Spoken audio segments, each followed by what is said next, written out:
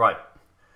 Hi guys, welcome to the Macros Bodybuilding and Powerlifting Podcast. You've got me and Mark today, and we are going to be discussing some really good questions that we've got from some of our clients, and I think you guys will take a huge amount away from this as well. I'd just like to let you know that virtually all of the episodes of the podcast are now available on iTunes and SoundCloud, and therefore they're on kind of Android devices as well, and they're on YouTube.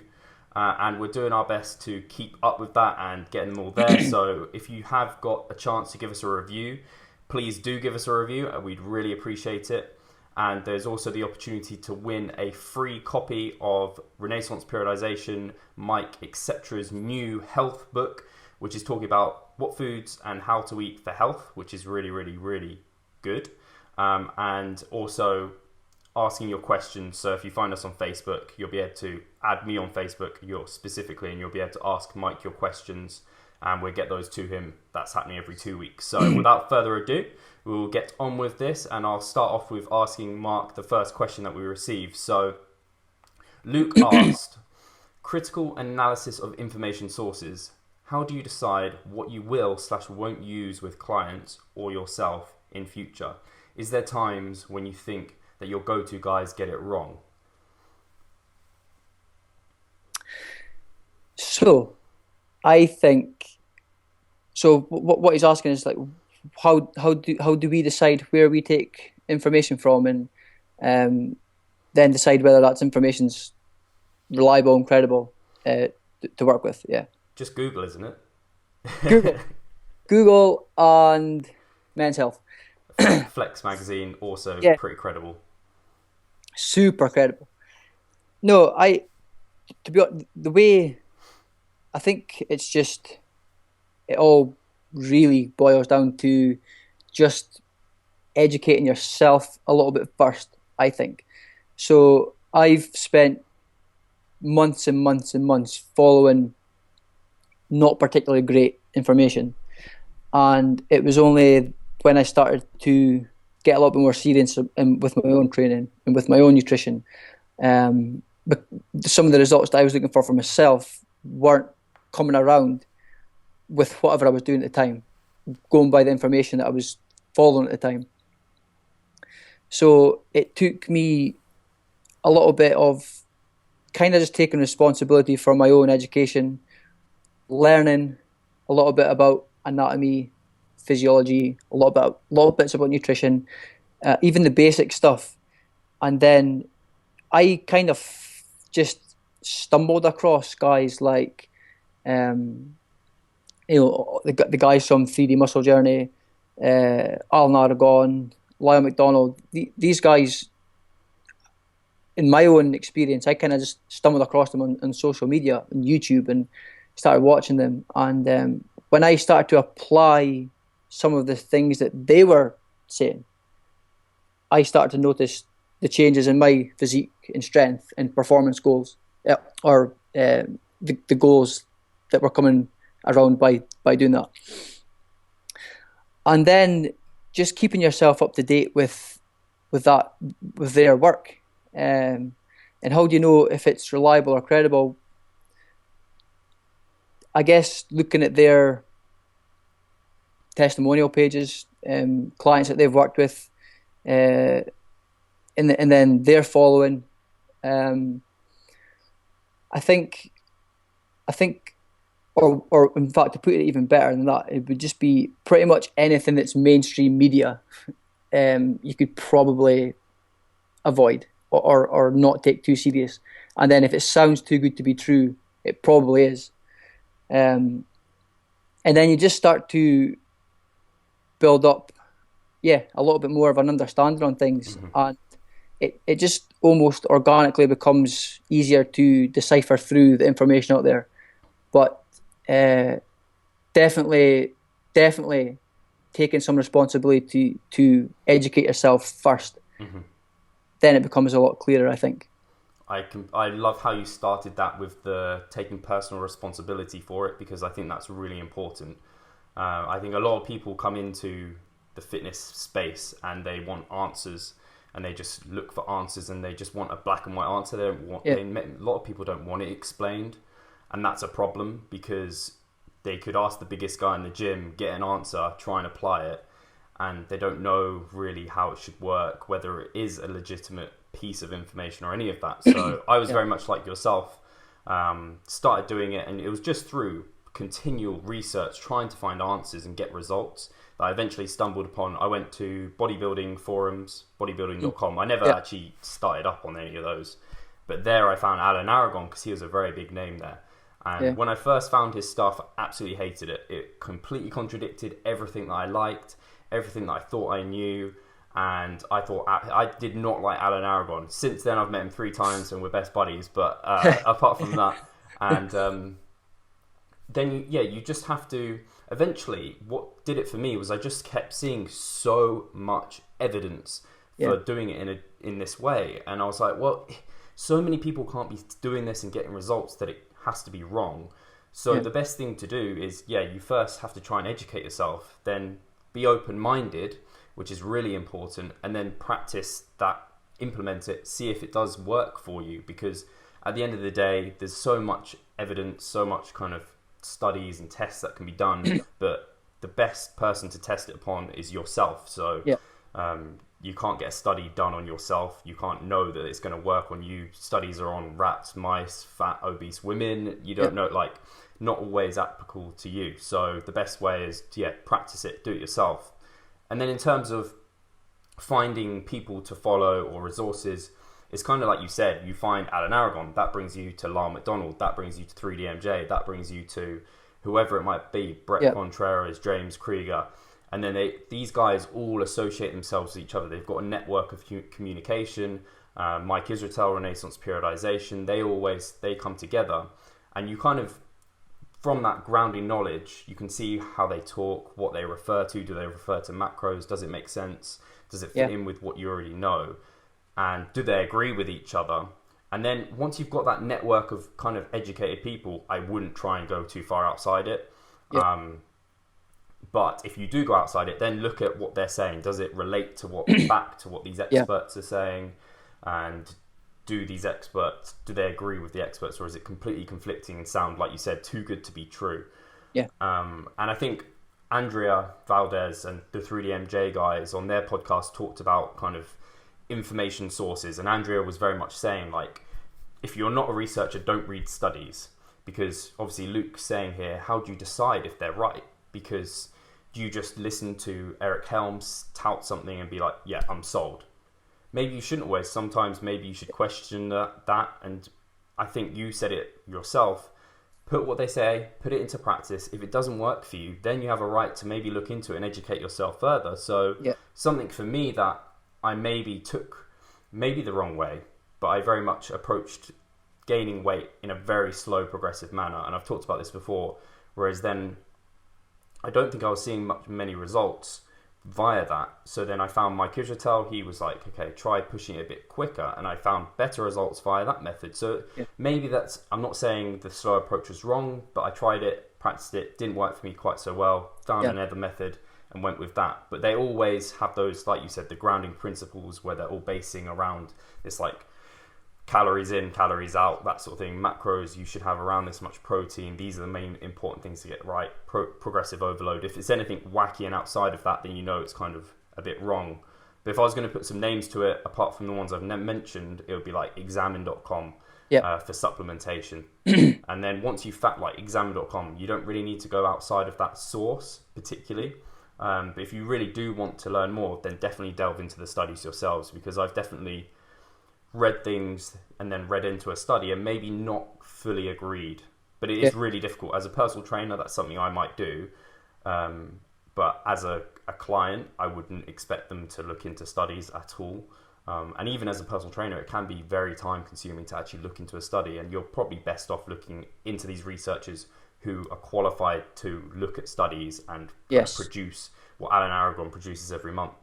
And Brett Contreras produces every month their reports, and they look at the literature, and then we can take that, digest it, and use it. Have you got anything else to say about that, Mark? Yeah, just to confirm what you said, and then also when we talk about these guys are experts. In our opinion, these these guys are leading our industry and making it a better place for people like us. And yeah, so that would be coaches and our clients, and then general population who follow them. They're making the fitness industry better and you know easier for good information to come by via social media. However, they would be the first people to probably say that they're not experts and that they don't know everything. And I think that's a good telltale. If you've got someone who's saying you absolutely have to do this because I 100% know that this will work, then the alarm bells would probably be ringing in my head, because I doubt I've ever, in fact, I know I've never read anything that Alan Aragon has written or Eric Helms has published that said this will absolutely definitely work for you and you absolutely have to do this. Yeah, and like promises of that whole, if it sounds too good to be true, it probably is. I really like that. And that's probably the case with most things, particularly in the fitness industry. There's just an abundance of it. I think this is one of the busiest industries in the world for information. It's information overload. It's all over the TV every day, newspapers every day, social media is crazy for this stuff. And unfortunately, most of it isn't very good information. There's only a very, very small amount of genuine people who are trying to do right by people, in getting the evidence, the good evidence, the good science out there. And I guess all we can really do is take that information as coaches and we then try to pass it off to whoever we're working with at the time. And as a general population person or as a coach, then that would be something to live by. That whole, if it's too good, it probably is. And I think coaches like you and me, Mark, we have a responsibility to share information that's good, but also make sure that we understand the information we're sharing. So I definitely have in the past, but now I don't tend to write any articles, share any blog posts, or say anything that I'm not sure about, because it's not nice when you get someone coming back to you and like, okay, explain that to me. And if you can't explain it, then don't say it, because I know there's personal trainers out there that call themselves evidence-based, and they're getting the main points right, but they're getting things a bit misconstrued. They're saying things a little bit wrong. They may be prioritizing things a bit differently, and it produces a really confusing message. So if I had anything to say to kind of maybe newer personal trainers or people who are maybe not completely sure and they don't have a lot of time to spend looking at the evidence, really just stick to what you know, get really good at that, and then go on to something else. Because for me, I mean, a lot of the stuff I know now, I knew years ago. I couldn't talk about it in the way I know it now. Now it just rolls off my tongue because I've been doing in it for so long. Yeah. And it takes a long time to get that confidence and experience. But yeah, I just say I get frustrated, and I hold it within myself when I see other kind of coaches or personal trainers saying things. I'm like, you've kind of got it right, but it's not completely right. And I definitely have done it in the past. I think I even did it recently. I posted about BCAAs, and I said the building blocks of protein. And I think it was Ian McCarthy came back to me and said they're not actually the building blocks of protein. It's kind of like it's a really kind of small thing that I got wrong, but it is wrong, and I'm glad he picked me up on it, because I don't want to be, if that kind of ruined my entire message, I would have completely changed it and moved it around, but it didn't. It kind of actually helped that I didn't say that the intricacies of it, but that's an example of where I think we as coaches also have kind of a role to maybe pick out people. So I know kind of Martin McDonald has picked he's picked on the body coach, and the body coach has a responsibility as someone who's in the public eye and saying to a lot of people. I know overall his message is probably pretty damn good one, which I'm happy about, and I can kind of not be too angry with him, but he does relay a lot of misinformation, which leads to confusion, and that again is a problem when it could be easily cleaned up. Yeah. So I think someone like him, he should just really stick to what he knows. He knows exercise is really good for you. He knows these healthful foods.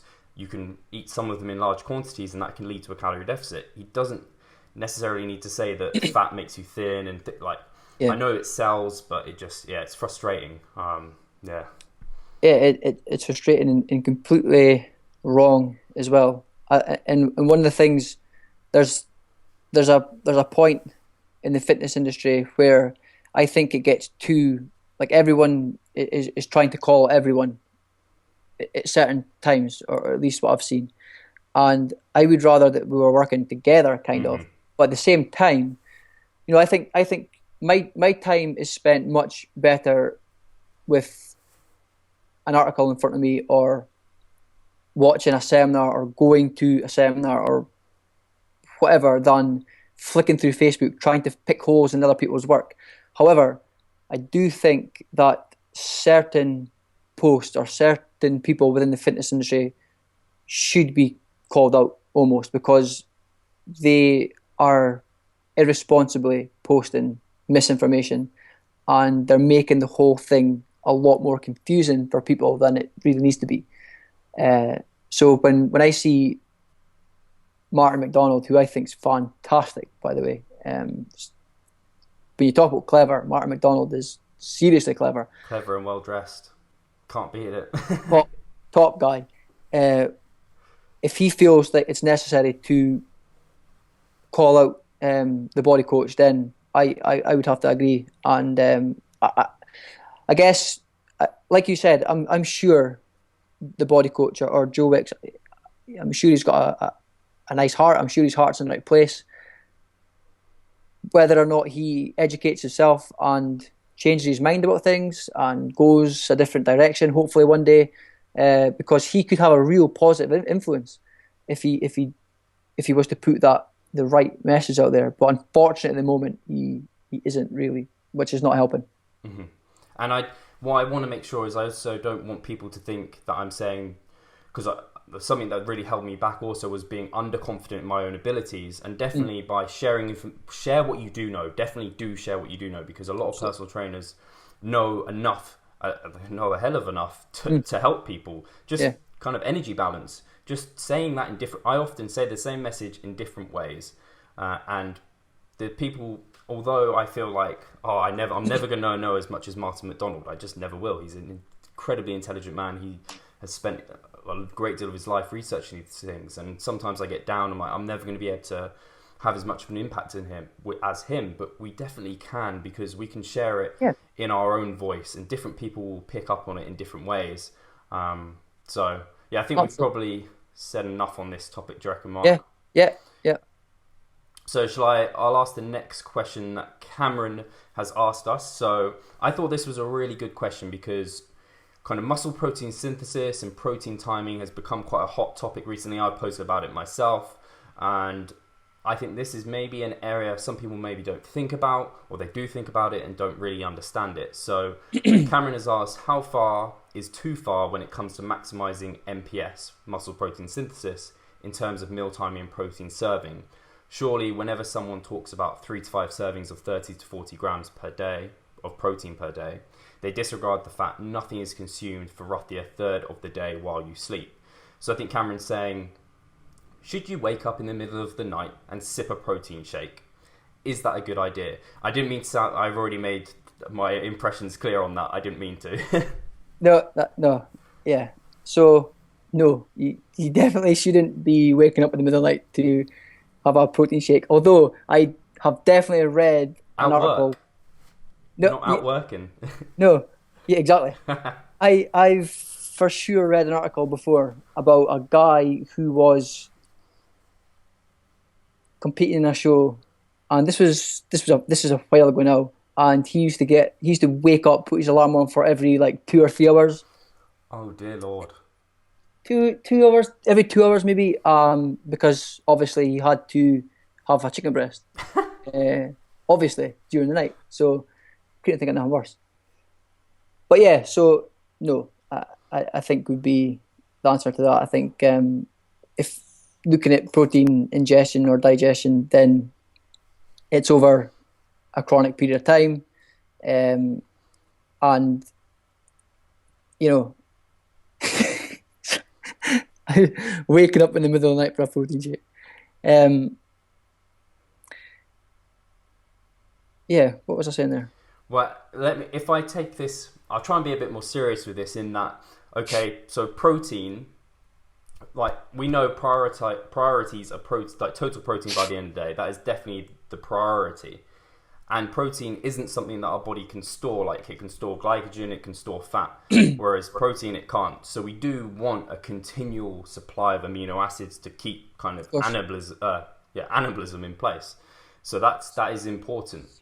And kind of we have that, what Cameron's talking about, that leucine threshold. You need to have a certain amount of protein, which is normally, if it's a mixed meal, 0.4 grams per pound is how much you want to kind of have to create that leucine, break that barrier, and then maximize MPS. And then you've got that, if you're maximizing MPS, which is muscle protein synthesis, which is muscle growth, that's great. And then it comes down, and then you want to kind of maximize it again. And by having these kind of spread through the day and spread out as evenly as possible, you're going to maximize MPS to the most you possibly can. So theoretically, if you could spread this through your night as well, you would be maximizing it for, like, you'd be feeding amino acids because you are going starved through the night. Of course. But what the problem with that is, when you're asleep, people forget, well, you may forget or discount how beneficial sleep is for you and how bad breaking sleep up is.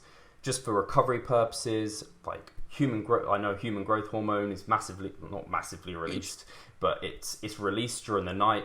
All of these kind of recovery processes, like the best time we grow and recover is actually when we're kind of asleep, when our body can actually put all its energy into these processes rather than keeping us awake, rather than putting energy to digestion.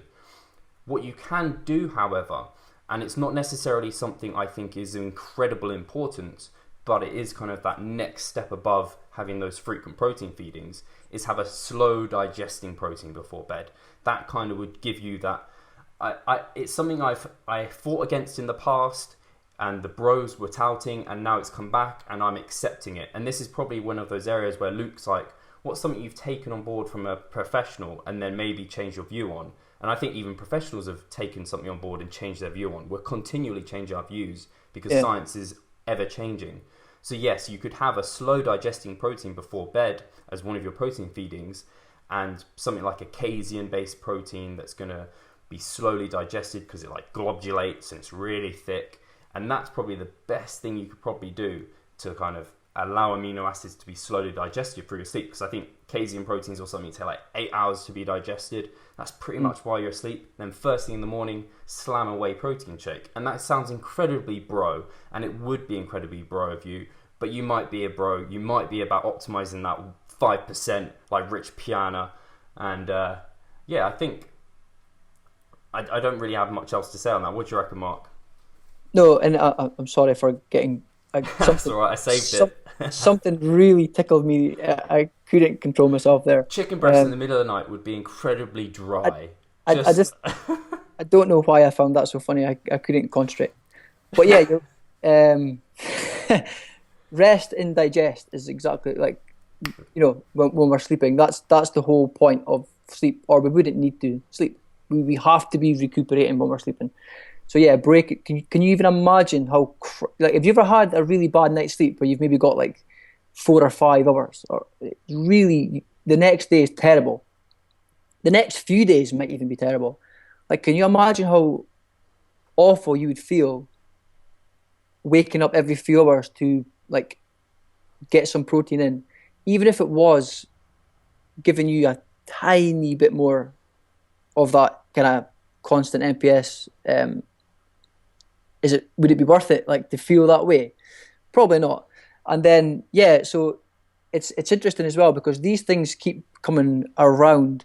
Like, I remember when I first started to train, I bought casein to specifically have before bed. I didn't really know how much protein I was taking in. I didn't know what protein was. I just knew that I had to have a protein shake after I trained, and that I had to have casein before bed. And then it became like this bro thing, like you said. Oh, only bros do that. And then for a while, I even stopped having whey protein because I think I went through this weird phase where, oh, only bros have whey protein. Yeah. Only people who don't know what they're talking about are taking whey protein. And yeah, if you're trying to maximize MPS, because MPS is happy time, we're gaining muscle. If muscle protein synthesis is greater than muscle protein breakdown, we're gaining muscle, and it's where most of us are going to want to be most of the time. If it's not too inconvenient, it doesn't cause too much extra stress in your life to consider having like a slow digesting protein before bed, and then when you wake up in the morning, make sure you have some kind of protein just to keep that MPS nice and spiked, then there's no harm in doing that. And you're certainly not a bro. You're just trying to maximize the efforts that you're putting in the gym and with your training and with your nutrition. And then, yeah, so and then over that chronic period of time, so over the rest of the day, having that protein feedings. I mean, and remember, we are talking about maximizing this. I don't believe it's a huge difference. If you've got a really busy job and you can have breakfast, dinner, or breakfast, lunch in your evening meal, and maybe a post-workout shake or something. If that's all you've got time to do, then you're probably not going to see a great deal a difference. But if you've got the time, if it's not too inconvenient to put these things in place, then there's no real reason not to. And especially because you think you're a bro, like we're all bros, and we all want to maximize MPS. That's what that's what we're trying to do. So yeah, I think don't wake up in the middle of the night. Let your body rest, digest, and that's, like you said, it's an incredibly important time for everything. Even like brain function. Like even the next day, you get that kind of laggy brain. You don't feel quite as alert, quite as sharp. Certainly, gym performance after a good night's sleep is noticeably better the next day if you've had a good sleep. So sleep is very, very important with any performance goals. And making sure that you've got that continual protein feedings throughout the day to help keep MPS elevated. I think something that people can take on board here as well is that you can just through subtle changes in your diet make what wouldn't be a large difference, but a difference that is superior, it's better.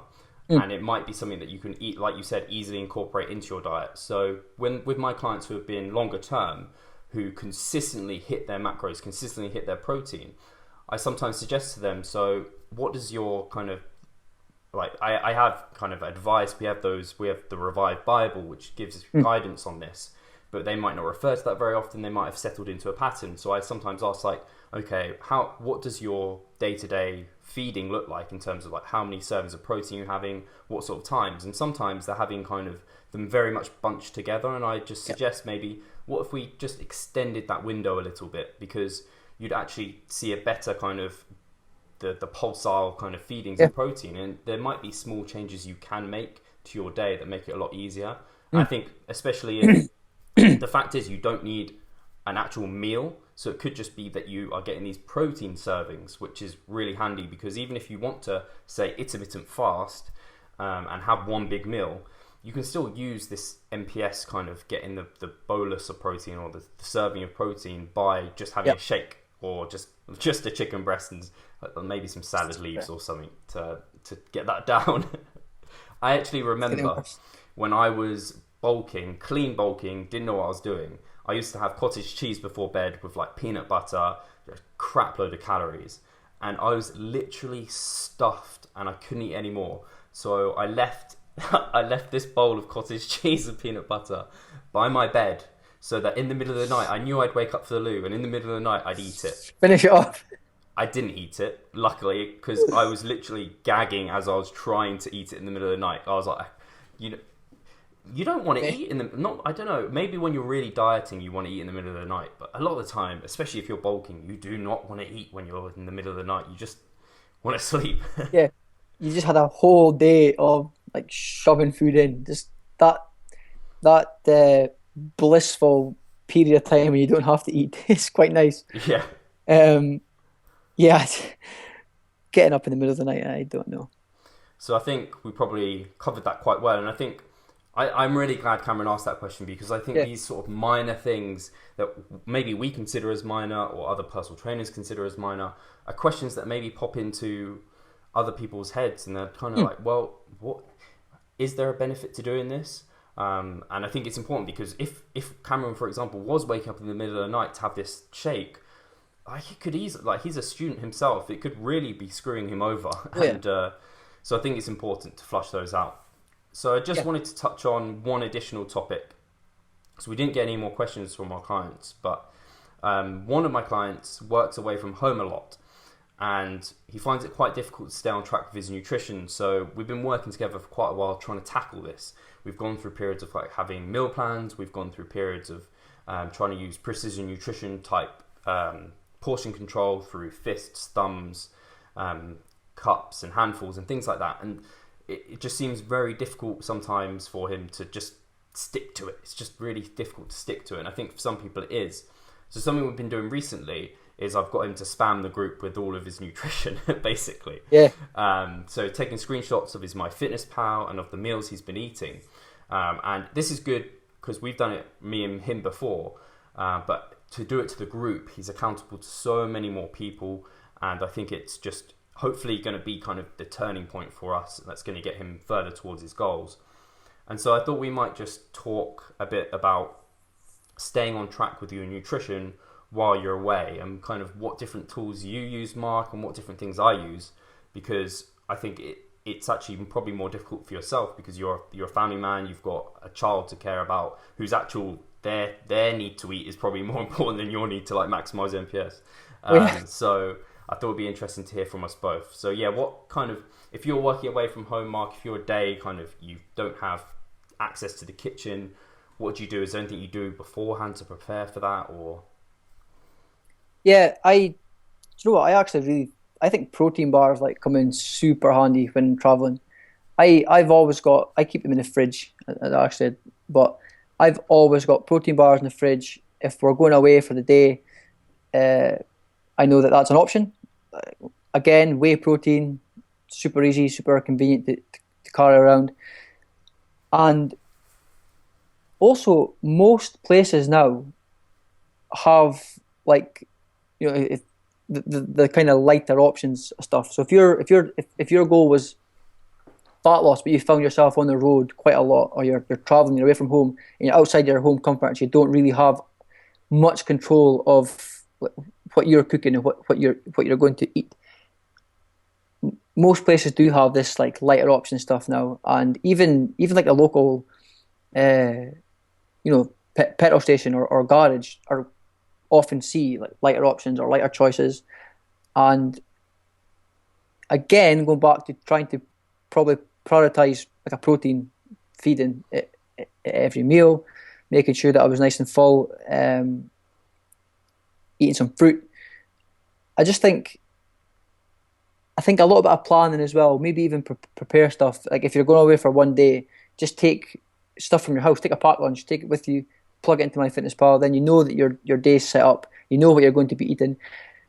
Sometimes as well, and this is something that I've found both with myself and with clients, it's not always ideal. So depending on where you are in a dieting phase, if you're really looking to sharpen up, like for a show or a photo shoot or something or a holiday, you might have to suck it up one day and have a cold meal out of a Tupperware box. If you're traveling, it just might be something you have to do. Uh, Prepare your food. Um, Things like, I don't know if people have got access to ways of cooking food, whether it would be like even like microwave food, like Marks and Spencers do fantastic lower calorie options for food when you're away. I think there's always a way of getting around travel, and although there's a way of getting around it, I'm not saying it's easy because it's not. It, dieting is easily triply different or 10 times different when you're on the road. There's so much temptations. There's so many convenience foods around, but just having a little plan, having some easy, like whey protein powder, keep it in your bag, have a shake on you all the time, protein bars. Just yeah, it can work. There's just got to be a little bit of effort in making it work as well, I think. Yeah, I definitely think planning is key. So having some kind of idea of, you don't want to just go into it and be like, all right, I'm just going to hopefully pick something up from this place. Like you Yeah, can't just, if you don't have any sort of plan in place, then it's going to be really like, if you fail to prepare, you prepare to fail, like they for say. for most people, yeah. Yeah. So I really don't find it, I personally have got to a point where I don't find it difficult. I Yeah. tend to just don't bother thinking about carbs and fat. Because when you're out, basically everything's going to be high in fat because it just always is. Like convenience protein bars, they're always high in fat, Yeah. well, most of them. And then if you're having like cereal bars again, they're going to be high in fat for the most part. And then if you have meals out, they're probably adding fats to it, or it's a fatty type of just meal in general. Yeah. Yeah. So having that in my mind, calories being king, protein secondary, knowing that, okay, this is hopefully going to be a short period of time, so I can't get much kind of vegetables, fruits, fiber might be a bit low for a few days, and accepting that. But when I do get an opportunity to have vegetables, I kind of just kill it. So, or if it's like, I know I don't have a lot of access to protein, kind of if I get a meal, I'll just be like, okay, I'm not caring about MPS at the moment. I just need to get some it's more important Yeah. for me to hit my totals by the end of the day. So I make the most out of that opportunity right there and then. And then it comes to the point of, for me, I've always been really kind of, I don't know what the word to put it, just if someone offers me something tempting, I can just say no. Whereas a lot of people are kind of like, they really want something. They're like, oh, it's available. I just have to have it. Oh, I always have dessert. I want dessert. And if you're one of those type of people, I think you really have to think about, how much does this mean to you? How much time are you putting into the gym? How much time are you putting into tracking your nutrition and then having something over it? And how much money are you maybe spending on coaching, on education, on your gym membership? Yeah. And then you're ruining it almost by not putting the right fuel into the engine. Although I don't know if I necessarily agree with that whole scenario always. Yeah. It doesn't quite, like, your nutrition is permissive of the training that is like the ignition. If you don't then give it the fuel to give it the right direction, it just will never work. And as soon as you realize that, and then you have to prioritize your nutrition, it has to become a priority. Otherwise, it's just going to be very difficult. And if it is a really rare thing, then sure, be flexible with it. Maybe Yeah. you just do kind of eat a bit mindfully, think about protein, prioritizing that. But if it's a regular thing, you really have to come up with a plan. You can't just wing it, especially if you're not good at winging it when you're just at home anyway, because 100%. that's going to be really, really difficult when you come out to it, because, yeah, it's just a nightmare. It's a great point about like the differentiating the home and away thing. If you're not fluent and extremely comfortable in tracking macros at home, then there's little hope when you're away. And yeah, make sure you've got a plan. I feel like I'm in a place now. I could take off this weekend and be fine, most likely. Um, but most people aren't. Most people aren't fluent in tracking. Most people can't eyeball like what their meals are. So, and absolutely question why or how much it means to you. How much does this process mean? Do you want to go and set yourself back another few weeks of hard dieting for the sake of one like weekend away? And again, you talked about like maybe like there might not be access to a wide variety of like fresh vegetables, fruit. So fiber may be low for a few days. If it's quite an infrequent thing, and your nutrition's generally quite good, nutrient dense for the most part, then like I doubt very much that one day or a few days are going to have a great impact in the grand scheme of things. Um, but if it is more of a frequent thing, if you find yourself in a job where you're working away from home a lot, like I've got clients who work in the North Sea on oil rigs, they're away from home, they're locked literally in a tin can for 3 weeks. Now, when I've got clients who work in locally who say that they have no control or who say they're struggling for their food choices, I don't have a whole lot of time for that. If I'm being honest, because they do. They buy their foods, they take it home, they cook it and they prepare it for the most part.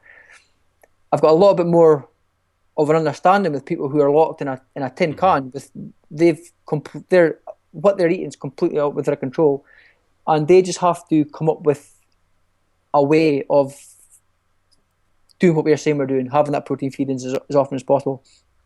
You know, if there's a day when there's a particular selection of vegetables on that day, go nuts, like get the vegetables in, get the micronutrition in, and of course it's difficult, but I think just like we talked about the education thing and just taking a little bit of responsibility for education, then kind of just taking a little bit of responsibility for your own actions as well. Like nobody's, I think having a coach as well. You know, we're kind of in our clients' corner all the time and like willing them on, but we coach remotely.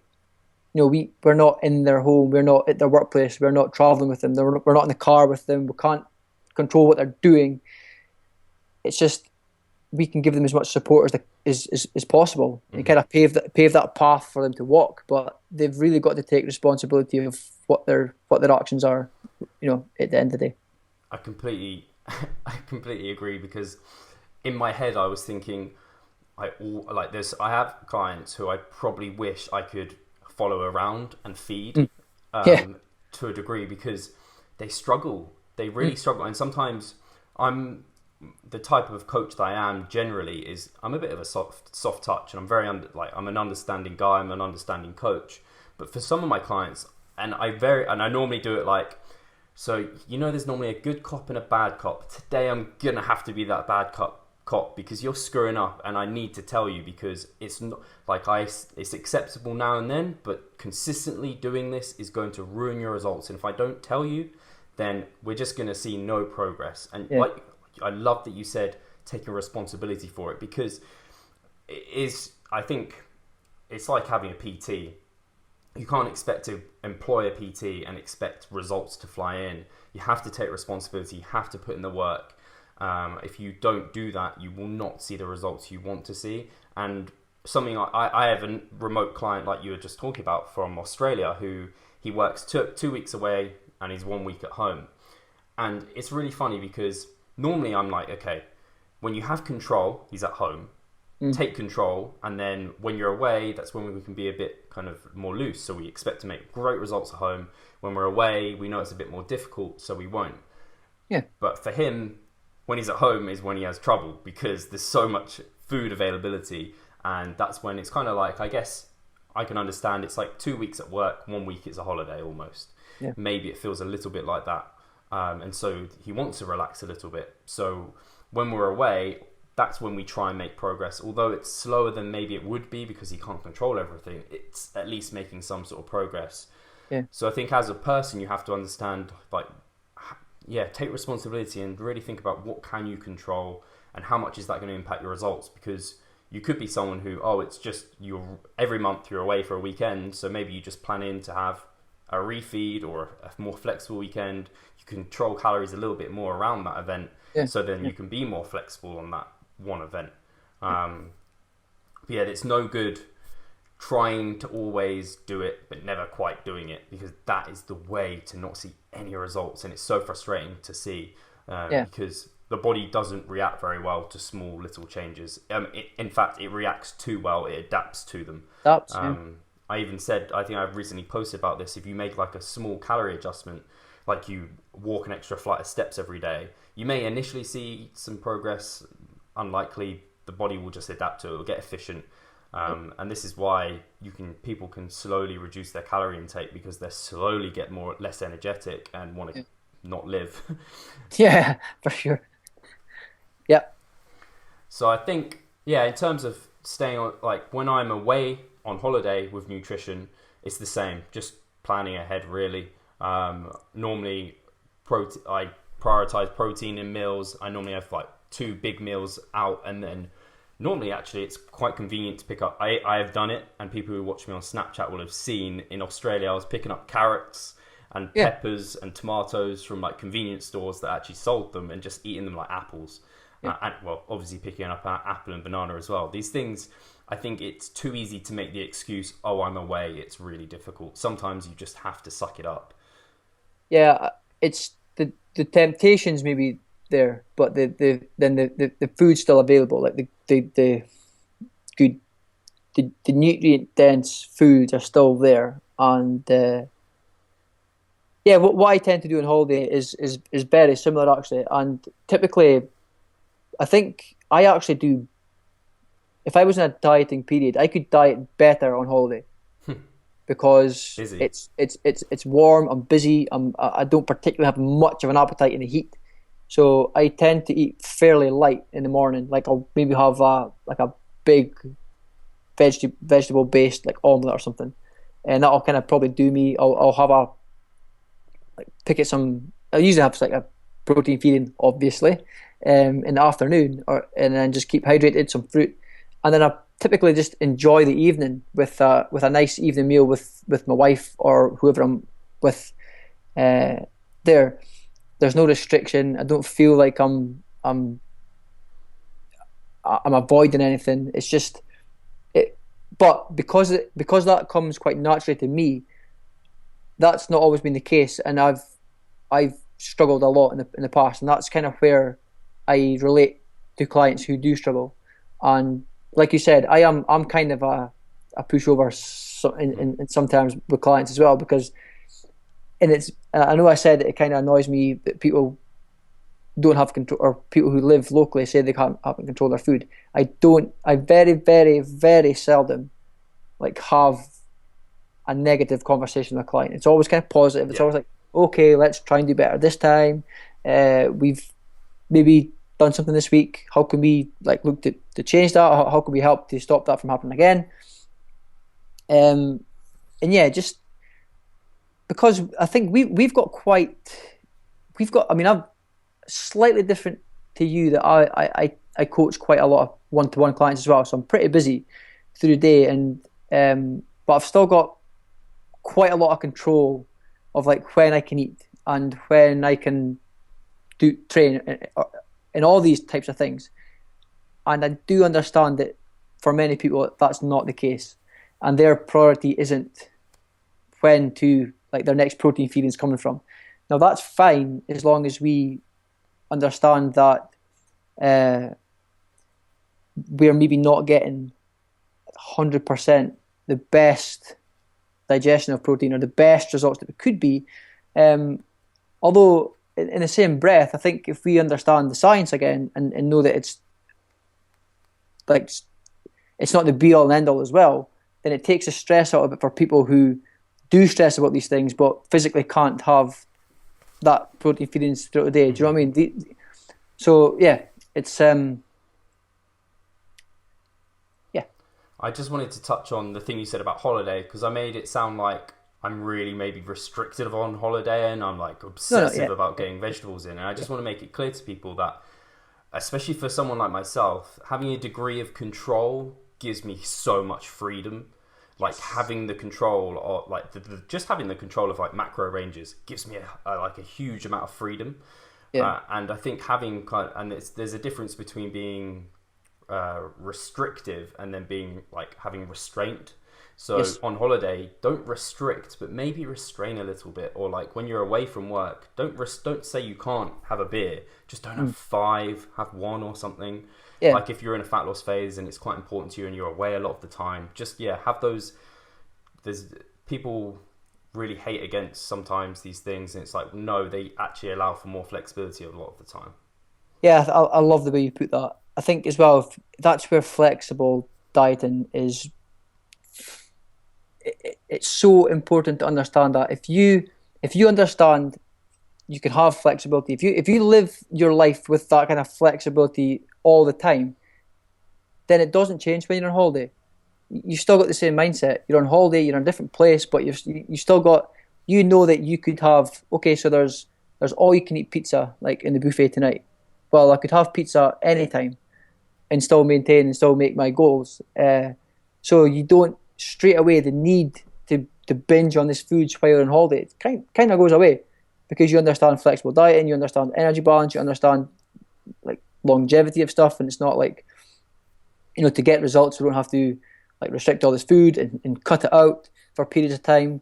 The worst thing is like I'm going on holiday in 6 weeks, so I can't have this, and this, and then the all-inclusive holidays coming on the corner, and it's mayhem. So No carbs before marbs. That just no, pinged to my head.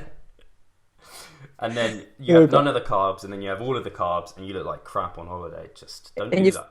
And you feel like crap as well. Yeah. Yeah, I really like the way you put it there about the straight restriction. Yeah, really good. Cool. Thank you. And I think we're called that a wrap. Thank you, Mark, for tuning in to the podcast, and thank you everyone for tuning in. Please leave us a review. Yes. Hopefully you're enjoying these, and we will talk to you all soon. These again available YouTube, iTunes, and SoundCloud, and all Android devices as well.